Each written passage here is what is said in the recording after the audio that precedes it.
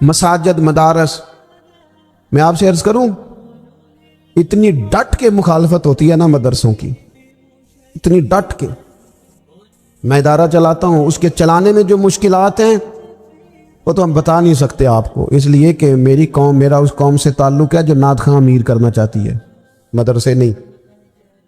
ہاں نقیب خطیب پیدا کرنا چاہتی ہے، شعر و شاعری کی زندگی کو پروان چڑھانا چاہتی ہے. فقط ہمارا ان لوگوں سے تعلق ہے جو لاکھوں کروڑوں روپیہ محافل پہ لگائیں گے، اور قاری صاحب بیچارے اگر مسجد کا کوئی ہونے والا کام کسی وقت بتا دیں گے تو وہ بڑی مشکل آ جائے گی ان کے لیے. یہ کیسے ہو سکتا ہے، آپ نے یہ ڈیوٹی بتا دی. مدارس، اور جتنا اہم رول دین کو پھیلانے میں مدارس اسلامیہ کا ہے، اتنی زبردست. لوگوں کا خیال ہوتا ہے میری طرح کے لوگ شاید کام کرتے ہیں، ڈیوٹی کرتے ہیں. یہ 10-15 لوگ آپ کو نظر آتے ہیں جو آپ کو کہیں میڈیا پر یا ادھر ادھر ڈیوٹی کرتے، مخلص لوگ اپنی جگہ پہ، وہ بھی بڑا ہی کام کر رہے ہیں، جو میڈیا پہ آ کے بھی اخلاص سے اور درد دل سے کوئی دین کی، ان کی بھی کسی بات کی حوصلہ شکنی نہیں. لیکن ہزارہا اساتذہ جو مدارس میں بیٹھ کے پڑھاتے ہیں، انہوں نے وہ سارے لوگ تیار، آپ سمجھ نہیں سکتے کتنا بڑا کام. حفظ کا استاد جو ہوتا ہے نا، اس کی ڈیوٹی 24 گھنٹے ہوتی ہے، فجر سے پہلے، اور اس نے بچوں کو اٹھانا ہے. تنخواہ تو ہم انہیں دینا نہیں نہ چاہتے جی، تنخواہ نہیں دی انہوں نے. ہم بھی مولوی امیر نہ ہو جانا، مولوی نو تے سوٹ بھی 27ویں والی رات دے ہے تاکہ کدھر سوان کے عید والے دن پا نہ لوے، کیونکہ 27ویں تو بعد تے درزی پھڑتا ہی کوئی نہیں. کیوں حضرت؟ ایسا ہی ہے نا، اس وقت تو نہیں نہ لیتا. تو ہم چاہتے ہیں مولوی ہماری مرضی کے ہماری طرح کا سوٹ نہ پہن لے. مدارس کی مضبوطی آپ یہ دیکھ لیں، یہ صلاح الدین ایوبی کا تعلق بھلا کس چیز سے تھا؟ غوث اعظم کے مدرسے سے. حضور غوث اعظم کے مریدوں کی جماعت اس کے ساتھ شامل تھی.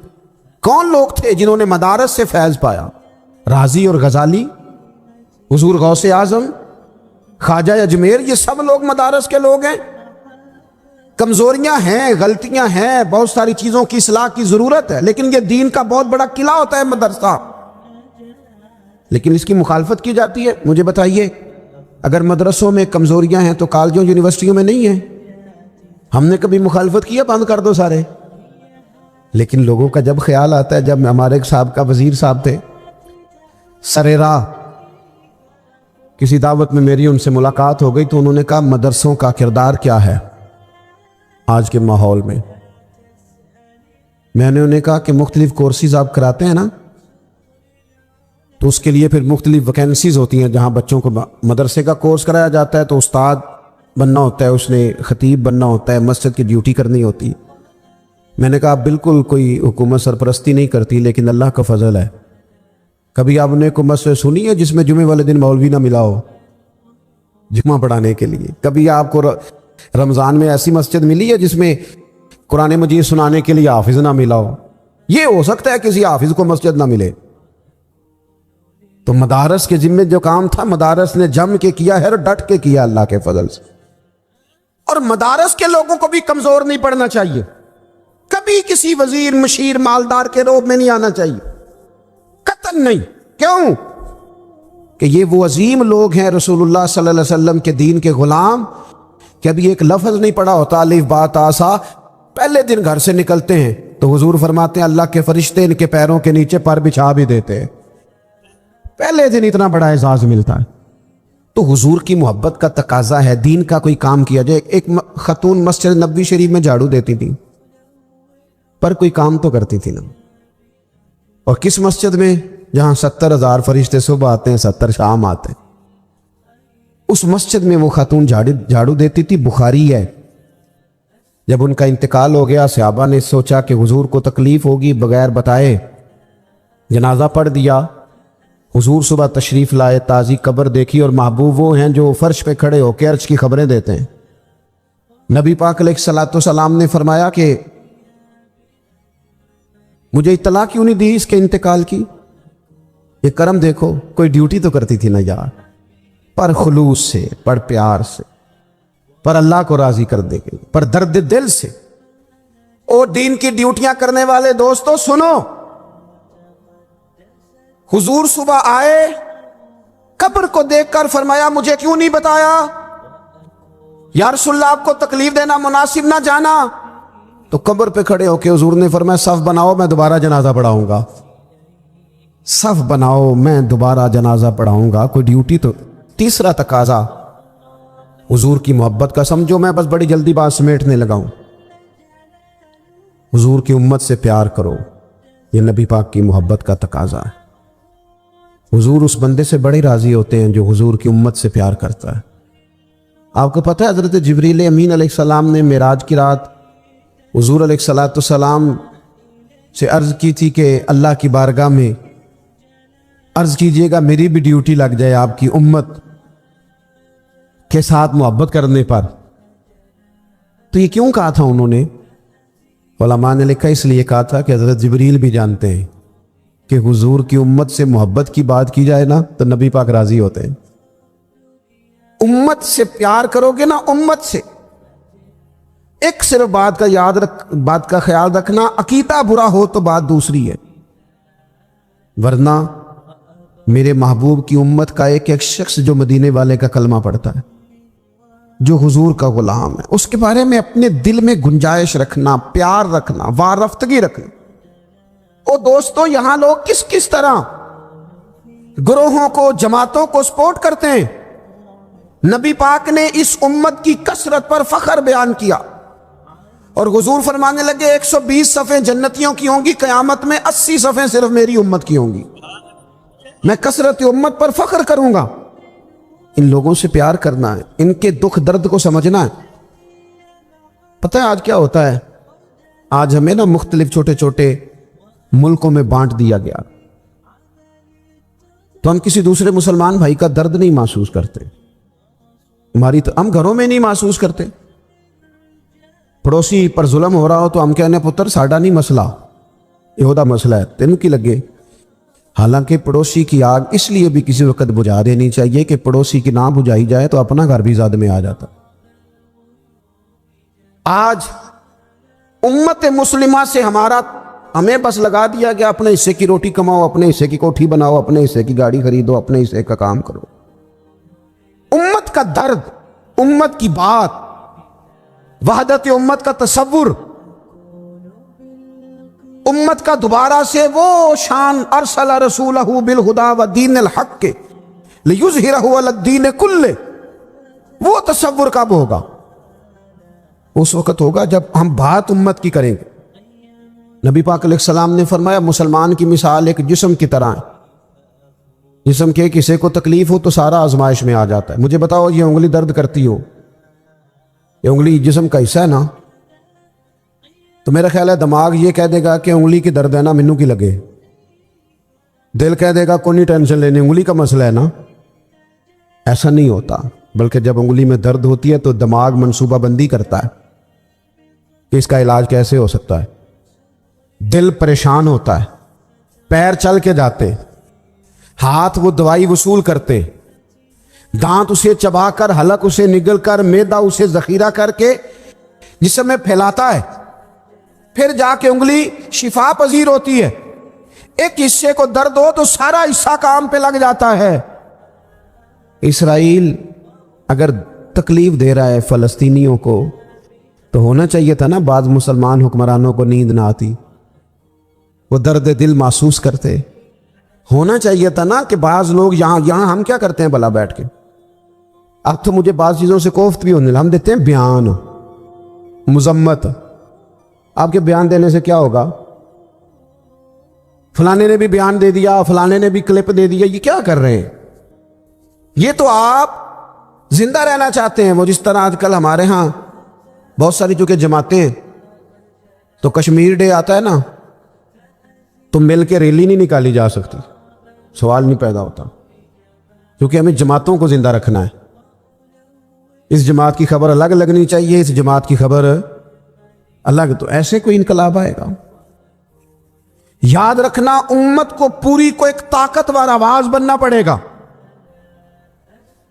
ہمیں تھوڑا تھوڑا اوپر اٹھ کے سوچنا پڑے گا۔ خدا را اللہ تعالیٰ مجھے معاف کرے اگر کوئی بات میں سطحی کر رہا ہوں، دل کی گہرائی سے عرض کرتا ہوں اب تو بڑا سخت وقت آ گیا۔ اب چونکہ اب تو کیمرے کی آنکھ آئی ہے تو وہ زخمی بچے دیکھے نہیں جاتے، وہ تڑپتی مائیں دیکھی نہیں جاتی، وہ سسکتی اور آواز دیتی بیٹیاں سنی نہیں جاتی۔ وہ آوازیں ایسی ہیں جیسے وہ رات کے سناٹوں میں چیخیں بن کے لوگوں کو جگایا کریں گی۔ خدا را، کچھ جرم ایسے ہوتے ہیں جن کی سزائیں بڑی سخت ہوتی ہیں، جن کی معافی بڑی مشکل سے ہوتی۔ اپنے اندر جذبہ ایمانی پیدا کریں۔ اور میرے دوستو، بستر پر بھی تو لوگ ماری جایا کرتے ہیں نا۔ اپنی زندگی رسول اللہ صلی اللہ علیہ وسلم کے دین کے نام کرو۔ جذبہ جہاد، شوق شہادت اور عشق رسول، یہ عناصر ہیں جو امت مسلمہ کو پیروں پر کھڑا کریں۔ 2 منٹ کے لیے سوچو، امت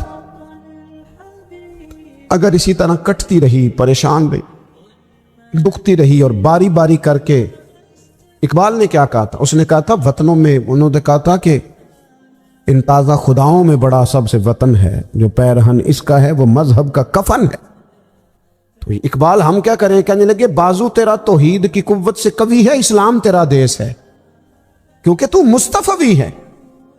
تو بحیثیت مسلمان سوچنا شروع کر، بحیثیت مسلمان، اور یوں تو سید بھی ہو، مرزا بھی ہو، افغان بھی ہو، تم سبھی کچھ ہو، بتاؤ کہ مسلمان بھی ہو۔ تمہارے اندر کہیں سے کوئی مومن بھی بولتا ہے کہ نہیں؟ علاقائی تعصبات اور ملکی سرحدوں میں قید ہو جانے والوں، تم ایک نبی کی امت ہو۔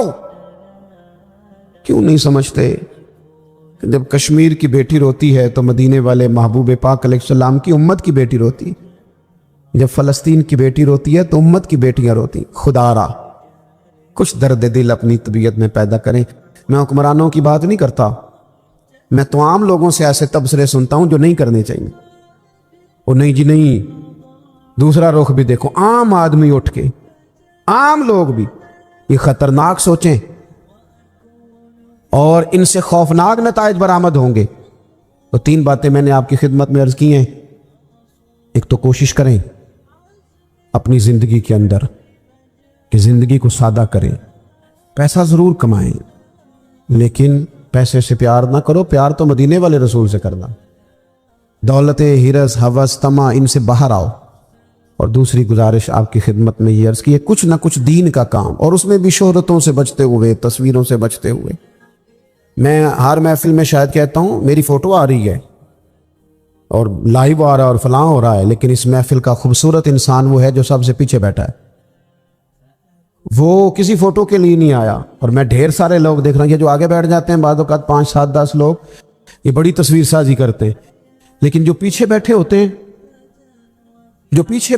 ہیں، ان کی کوئی فوٹو نہیں آتی۔ اور میں نے بہت سارے لوگوں کو دیکھا ہے کبھی موبائل کو ہاتھ بھی نہیں لگاتے، لیکن جن کے لیے آئے ہیں انہیں تو پتہ ہے نا کون کون آیا ہے۔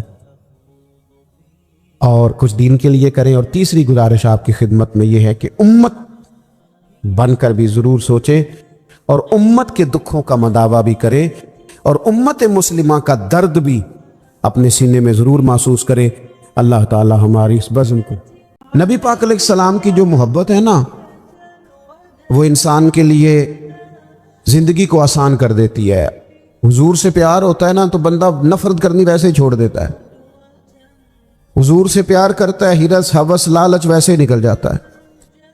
جب حضور سے محبت ہو جاتی ہے، نماز پڑھنا، درگزر کرنا، درود شریف پڑھنا، قرآن پاک پڑھنا، دین کی خدمت کرنا، حتیٰ کہ جان دینا بھی آسان ہو جاتا ہے۔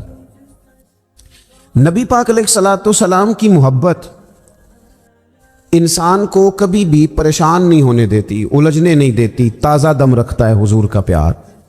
شرط یہ ہے کہ محبت صحیح ہو، اصلی ہو، باطن میں ہو۔ یہ آپ کے ذہن کے اندر کبھی بھی کسی بدبو کو نہیں آنے دے گی، طبیعت کو تازہ دم رکھے گی، سکون میں رہیں گی۔ لیکن نبی پاک علیہ السلام کی محبت کے کچھ تقاضے ہیں، ان تقاضوں کو سمجھنا پڑے گا۔ بالخصوص امت اس وقت جس جگہ پہ کھڑی ہے، آپ دیکھیں کہ اتنی بربریت اور اس جیتے جاگتے دیکھتے ماحول میں کہ جس میں ہر چیز کیمرے کی آنکھ دیکھ رہی ہے، اس میں اس قدر زیادہ اسرائیل کی جارحیت۔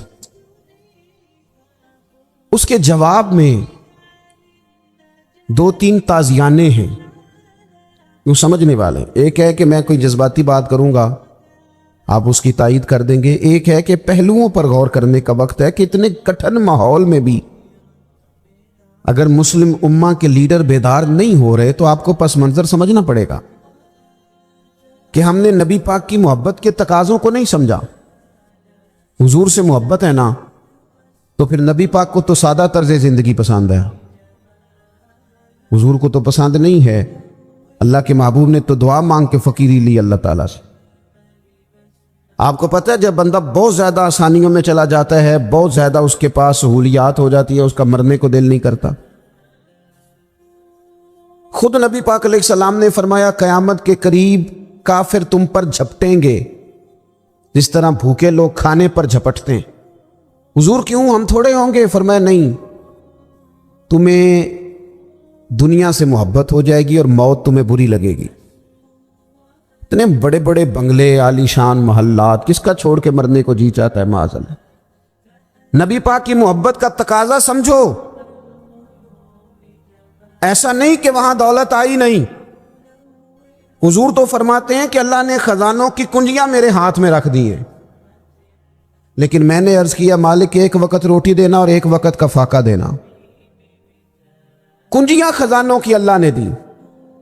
جب تک آپ اپنا طرز زندگی، یہ جو بہت دنیا کا پیار ہے نا، بہت زیادہ مرنے کی ہرس، یہ بہت زیادہ جینے کی ہرس تو اللہ تعالیٰ نے قرآن پاک میں یہودیوں کا طریقہ بیان کیا کہ وہ کبھی مرنے کی تمنا نہیں کریں گے کیونکہ جینے کی ہرس رکھتے ہیں۔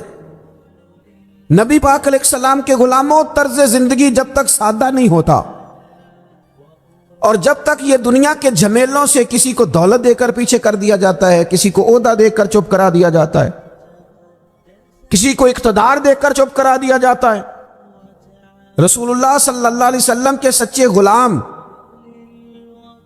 ان ایک بات کی سمجھ آ گئی تھی کہ ہمیں ہمارے رب نے کہا ہے قل ان کنتم تحبون اللہ فاتبعونی یحببکم اللہ۔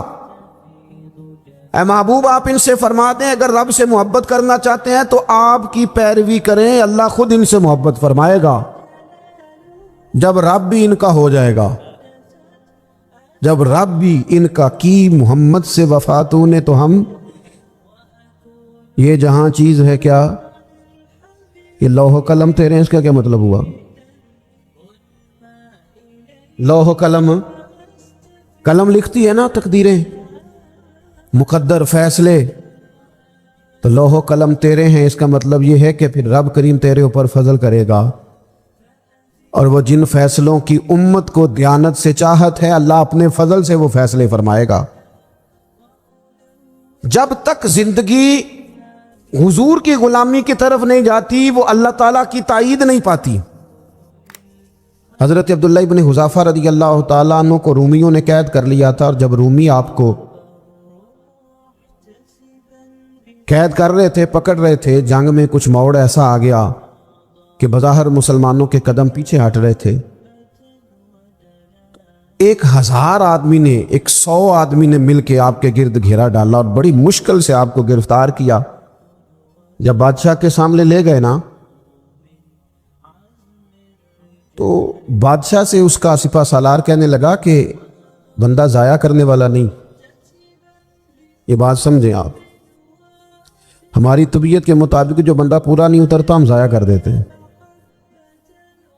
حالانکہ اگر آپ کو مخالف صف میں بندہ کام کا نظر آئے تو آپ غور فرمائیں کہ یہ ہمارے قافلہ محبت میں کیسے شامل ہو سکتا ہے، اس کے لیے جد و جہد کریں تاکہ اس سے کام لیا جا سکے۔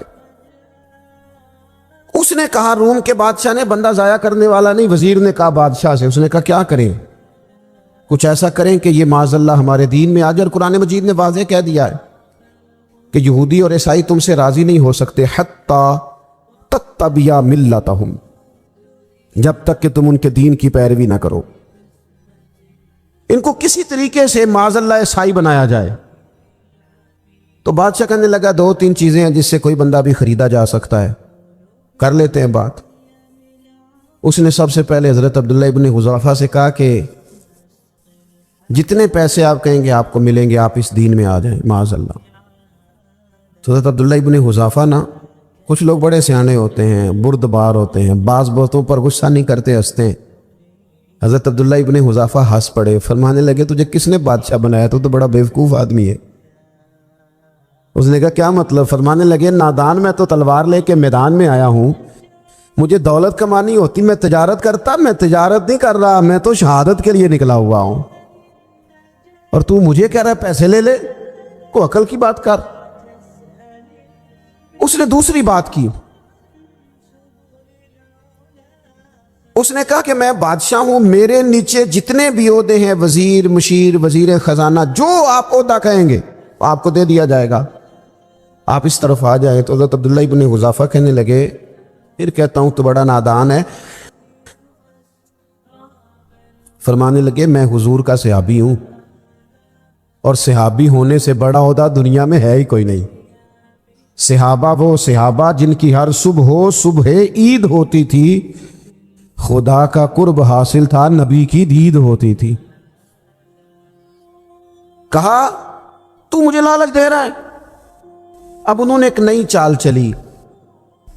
وزیر کہنے لگا کہ میں ایک اور طرح سے معاذ اللہ کوشش کرتا ہوں پگھلا دینے کی۔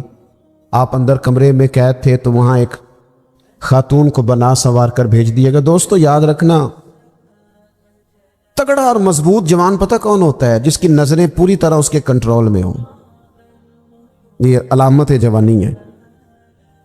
جس آدمی کا پوری طرح، دو لوگ دنیا میں کبھی کوئی کارنامہ سر انجام نہیں دے سکتے، ایک جو حرام کھاتا ہو، ایک جس کی نظر ناپاک ہو۔ محمد بن قاسم جب یہاں آئے تھے نا، تو ایک دن بڑے پریشان تھے، تو ایک بزرگ کہنے لگے آپ کیوں پریشان ہیں؟ کہنے لگے راجہ دہر سے مقابلہ ہے، اور ہماری فوج تو سندھ کے رستے بھی نہیں جانتی، زبان بھی نہیں جانتی، لڑیں گے کیسے؟ 2-4 دن کے بعد ان بزرگوں کی دوبارہ محمد بن قاسم سے ملاقات ہوئی تو بڑے خوش تھے۔ کہا اب آپ کیوں خوش ہیں؟ کہنے لگے وہ میرا مقابلہ نہیں کر سکتا، میں نے تحقیق کر لی۔ کہا کیوں؟ کہنے لگے نظر کا گندہ ہے، اور جو نظر کے گندے ہوتے ہیں وہ میدانوں میں ٹھہرا نہیں کرتے۔ میدان کے لیے نکلنے کے لیے پاک جوانی کی ضرورت ہوتی، تطہیر مزاج ہونا ضروری ہوتا ہے، پاکیزہ افکار اور سچی اور سچی ستھری سوچوں کا ہونا ضروری ہوتا ہے۔ اس لیے فرمایا کہ میرا مقابلہ نہیں کر سکتا۔ حضرت عبداللہ ابن حذافہ کمرے میں تھے تو وزیر کی بیٹی اندر سجی سنوری پہنچ گئی۔ جیسے ہی آپ نے اس کفر کی چال کو دیکھا تو تیمم کر کے نفل شروع کیے۔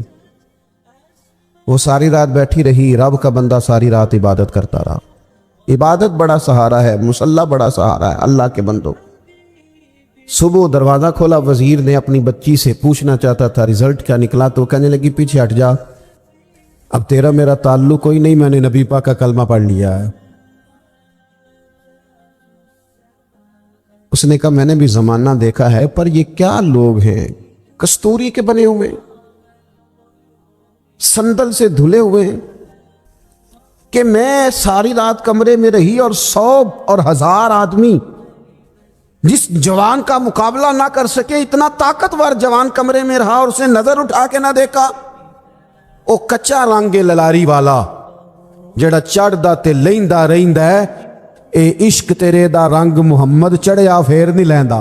سبحان اللہ۔ نے کہا ایک دفعہ نظر اٹھا کے نہیں دیکھا، کمال ہو گئی۔ اتنے بڑے لوگ، اتنی بڑی سعادت مندی، فیروز بختی، معاملہ فہمی ہاتھ ہو گئی۔ اللہ اکبر۔ دوستو بادشاہ جب پوری طرح ہار گیا نا، اس نے کہا مار دو۔ تیل گرم کیا ایک کڑاہی میں، اور جب آپ کو اس میں ڈالنے لگے تو آپ کی آنکھوں میں آنسو آ گئے۔ بادشاہ کا خیال ہوا شاید نرم ہو گئے ہیں، کہنے لگا روئے کیوں؟ فرمانے لگے سوچتا ہوں جان ہی ایک ہے،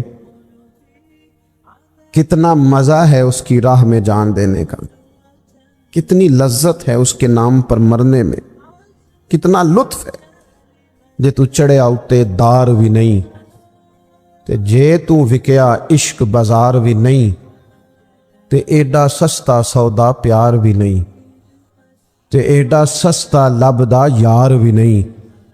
کئی جنگل گانے پیندے نہیں، کئی دوزخ لنگنے پیندے نہیں، جے وہ اس ملوں بھی مل جاوے ایدوں سستا ہور بپار بھی نہیں۔ تے کچھ سمجھ نہ آوے لوکاں نوں وہ کادے نال شہید کرے، ڈٹھی یار دے ہاتھ تلوار بھی نہیں پر او دا خالی جاندا وار بھی نہیں۔ کہنے لگے ایک جان ہے نا، تو دل کرتا ہے ہزاروں ہوتی تو ایک ایک کر کے محبوب کے نام پہ قربان کرتا، جب میرے پاس ہے ہی ایک، کروں کیا؟ حضرت عبداللہ ابن حذافہ رضی اللہ تعالیٰ عنہ جب روئے اور بادشاہ نے یہ بات سنی تو بادشاہ اٹھ کے کھڑا ہو گیا، سارے وزیروں مشیروں کو کہنے لگا تم نے کہا تھا نا بندہ ضائع کرنے والا نہیں، یہ بھی ضائع کرنے والا نہیں۔ کہنے لگا میرا ماتھا چومو، تم جیسے لوگوں کو قتل نہیں کرنا چاہیے، آزاد کرنا چاہیے۔ عزیز اپنی زندگی سے نا یہ بہت زیادہ ہرس، ہوس، طمع، اور یہ کسی بات کی بھی ہو، ہرس صرف پیسوں کی نہیں ہوتی ہے، شہرت کی بھی ہوتی ہے، یہ بیماری انسان کو اقتدار کی بھی ہوتی ہے، تعریف کی بھی بیماری ہوتی ہے، یہ سارے نقص ہوتے ہیں لوگوں کو، اور معاذ اللہ بعض جبوں کبوں کے اندر بھی ہوتے ہیں، وہاں بھی پنپتے۔ اپنی زندگی جب تک اس سادگی میں نہیں لاؤ گے جو رسول پاک نے عطا فرمائی ہے، جب لوگ آسانیوں میں پوری طرح الجھ گئے تو پھر وہ دور ہوئے اور کفر چڑھ گیا۔ دوسری بات، اللہ کے محبوب صلی اللہ تعالی علیہ وسلم کی محبت ہم سے تقاضا کرتی ہے کہ ہم اس مشن کے لیے کام کریں جس مشن کے لیے رسول پاک نے کام فرمایا ہے۔ ہم سارے کام بڑی مضبوطی سے، سوچ سمجھ کے، تدبر سے، حکمت سے، تقاضوں کو مد نظر رکھتے ہوئے کرتے ہیں سارے کام۔ دین کے کام میں ہمارا مزاج نہیں ہوتا، او ہو جائے گا جی، آپ بسم اللہ پڑھیں جی، شروع کریں جی۔ آپ تقاضوں کو سمجھیں، چیزوں کو دبائیں نہیں، چیزوں پر غور کریں۔ کسی کے ذہن کی سطح پر سوال ابھرتا ہے، اس کا تسلی بخش جواب دیں۔ اپنی زندگی میں دین کے کام کے لیے اپنے آپ کو وقف کریں، اور دین کے کام کے بہت سارے پہلو ہیں۔ ہزاروں لوگوں کو قرآن پاک ٹھیک پڑھنا نہیں آتا، ہزارہا لوگ ہیں جو قرآن مجید کے مطالب سے آگاہ نہیں ہیں، دین کی بنیادی ضروریات سے لوگ نابلد ہیں۔ میں آپ کو کس طرح یہ بات سمجھاؤں کہ ہزاروں کی تعداد میں طلاقیں اس لیے ہوتی ہیں کہ مردوں کو طلاق کے مسئلے نہیں آتے، انہیں پتہ نہیں ہے کہ مجھے حقوق زوجین کے معاملے میں کیسے چلنا۔ ڈھیر سارے گھروں میں تباہی اس لیے ہے کہ تربیت اولاد کا دینی منہج ہمیں نہیں پتا۔ اپنا حصہ ملائیں دین کے کام میں۔ ایک آدمی کو اگر تو نمازی کرنے میں کامیاب ہو گیا، تیری زندگی بدل گئی۔ وہ دین بیزار لوگ جو ہمارے بیچ بیٹھ کے ہماری نوجوان نسل کو پگڑی اور داڑھی کا نام لے کے بنیادی طور پر دین سے دور کرتے ہیں، ایسے نوجوانوں کو دین کا پیغام محبت دے کر دین کے قریب کرنا ہماری ڈیوٹیوں کا حصہ ہے۔ ہمیں ذمہ داری کا احساس کرنا پڑے گا، ہمیں یہ خاص قدم اٹھانا پڑے گا، توجہ دینی پڑے گی۔